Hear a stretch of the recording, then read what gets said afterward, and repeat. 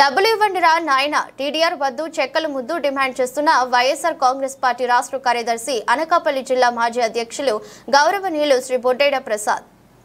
వంకాయలు బీరకాయలు అమ్ముకున్నట్టు టీడీఆర్ విశాఖపట్నం పోయి బిల్డర్లతో అమ్ముకోవాలా? రైతులు భూమి ఇచ్చి మళ్ళీ ఆ డబ్బు కోసం వీరు ఇంకొక చుట్టూ తిరగడం ఏంటి? ఇదెక్కడ కొత్త విధానం? గతంలో ప్రభుత్వంలో రైతులకి రుణమాఫీ కింద రైతు సాధారణ సంస్థ అని చెప్పి బాండ్లు ఇవ్వడం జరిగింది. ఇవి చంద్రబాబు నాయుడు గారి ప్రభుత్వంలో 2014-19 ఇచ్చిన బాండ్లు. ఏ ఒక్క బాండ్ కన్నా ₹1 వచ్చిందా? ఈ బాండ్లు ఇళ్లలో దాచుకోవడమే కదా. మరి ఇటువంటి సందర్భంలో టీడీఆర్ బాండ్లు ఏం చేసుకుంటారు రైతాంగం?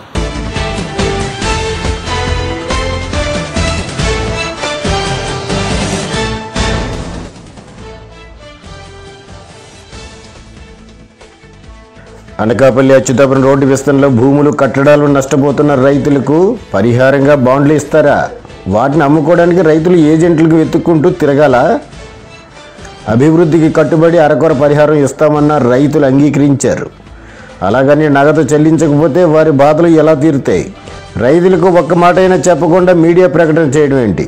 ఒక పక్క రోడ్డు పనులు ప్రారంభించేస్తున్నారు, ఇప్పటి వరకు పరిహారం ఇవ్వలేదు. అధికారం ఉంది కదా అని ఏం చేసినా చెల్లుబాటు అవుతుందనుకుంటే పొరపాటు. రైతులకు అన్యాయం చేస్తే అడ్డుకుంటామని వైఎస్ఆర్సీపీ రాష్ట్ర కార్యదర్శి బొడ్డేడ ప్రసాద్ అన్నారు. ఆయన మునగపాకలో రోడ్డు విస్తరణ బాధితులతో సమావేశమయ్యారు.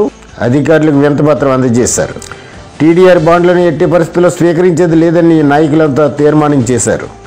ప్రభుత్వం ఏకపక్షంగా నిర్ణయాన్ని అమలు చేయాలని చూస్తే ఉద్యమిస్తామని ఆయన హెచ్చరించారు. గతంలో చంద్రబాబు పాలనలో పంట నష్టపరిహారాన్ని టీడీఆర్ బాండ్లుగా అందజేశారు. ఆ బాండ్లు ఇప్పటికీ చెల్లుబాటు అవ్వలేదని ఆయన ప్రదర్శించారు.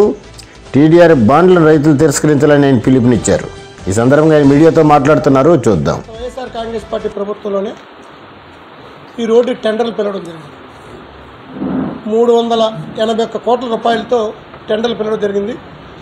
230 కోట్ల రూపాయలు ఏడీబీ బ్యాంక్ నుంచి లోనుగా ఏషియన్ డెవలప్మెంట్ బ్యాంకు ఈ రోడ్డు అభివృద్ధి నిమిత్తం 230 కోట్లు ఇవ్వడానికి, 151 కోట్లు రైతులకి భూముల కింద నష్టపరిహారం కింద కాంపన్సేషన్ ఇవ్వడానికి ఆ రోజు డిపిఆర్ రూపొందించడం జరిగింది.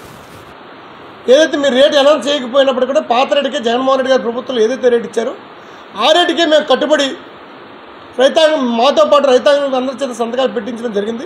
ప్రభుత్వం ఇచ్చే రేటు తక్కువైనప్పుడు కూడా ఈ ప్రాంత అభివృద్ధిని ఆకాంక్షించి రైతాంగం రోడ్డు విస్తరణకు ముందుకు వచ్చి ప్రభుత్వాన్ని సహకరించడానికి సిద్ధంగా ఉన్నప్పటికీ కూడా ఈ వచ్చిన పత్రికా ప్రకటనలు చూసి రైతాంగం ఆందోళన చెందుతుంది. టీడీఆర్లు అంటే తెలియని రైతాంగం ఇవాళ 90% రైతాంగం ఇక్కడ ఉంది. దయచేసి ఇక్కడ ఉన్నటువంటి శాసనసభ్యులు, స్థానిక కలెక్టర్ గారు, జిల్లా కలెక్టర్ గారిని కానీ, బాధ్యత శాసనసభ్యులు కానీ, గౌరవ శాసనసభ్యులు కానీ మేము కోరుతున్నాం. ఏదైతే పత్రికల్లో వచ్చిందో ఈ పత్రికలో ప్రకటనలు చూసి రైతాంగం ఆందోళన చెందుతుందో దీనికి ఇవ్వవలసిన బాధ్యత మీపై ఉంది. ఏడీబీ ఇచ్చి 230 కోట్లతోటి మీరు రోడ్డు వేసి ఇందులో ప్రభుత్వ కాంట్రిబ్యూషన్ ఉంది. టీడీఆర్ ఇచ్చేస్తే రైతులు ప్రభుత్వంతో డబ్బులు ఎక్కడ ఉన్నాయి ఇందులోని? అందువల్ల దయచేసి తప్పనిసరిగా ఈ ప్రాంత రైతాంగాన్ని దృష్టిలో పెట్టుకుని మరి చాలామంది ఆందోళనతో ఉన్నారు. వారి ఆందోళన నుంచి మరి వాళ్ళకు ఉపశమనం కలిగే విధంగా మరి ఇక్కడ ఉన్న శాసనసభ్యులు కానీ, జిల్లా కలెక్టర్ గారు కానీ, అధికారులు కానీ సరైన దీనిపై వివరణ ఇవ్వాలని, దీన్ని వారే ఇనిషియేటివ్ తీసుకొని మేము ఖచ్చితంగా కోరుతాం. ప్రతిపక్ష పార్టీగా ఇది తప్పు లేదు, ఇది పత్రికలో వచ్చిన తప్పు, టీడీఆర్ లేవు, మేము నగదు రూపాయలు ప్రజలకు రైతాంగాన్ని జమ చేస్తుంటే ఖచ్చితంగా ప్రభుత్వం ప్రజలు మేము కృతజ్ఞతలు తెలియజేస్తాం. తెలుగుదేశం పార్టీ వారిని కానీ, జనసేన పార్టీ వారిని కానీ, లేదా బీజేపీ పార్టీ వారిని కానీ అందరినీ రిక్వెస్ట్ చేస్తున్నాను. ఇది రైతుల సమస్య. రాజకీయాలకు అతీతంగా అందరం వీళ్ళ కోసం నిలబడదాం. రాజకీయాలకు అతీతంగా వారికి ఇచ్చిన మాట కోసం మనందరం నిలబడదాం. మన ప్రాంత రైతాంగం నష్టపోయే ప్రమాదంలో ఉంది కాబట్టి, నష్టపోతున్న అనుమానంతో రైతాంగం ఉంది కాబట్టి వారి పక్కన బాధ్యత కలిగిన రాజకీయాలు చేస్తున్న రాజకీయ నాయకులుగా మనందరం కూడా ఐక్యమత్యంగా రాజకీయాలకు అతీతంగా సమస్య పట్ల నిలబడదని చెప్పి మీ ద్వారా తెలియజేస్తున్నాం.